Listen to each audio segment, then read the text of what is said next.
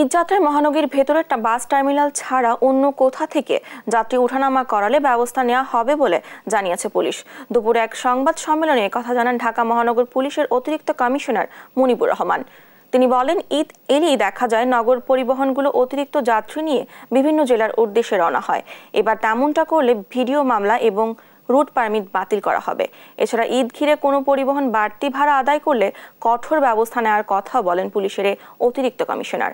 হাট মালিকদের সতর্ক করে মুনিবুর রহমান বলেন, কোনোভাবেই রাস্তায় গরু রাখা যাবে না।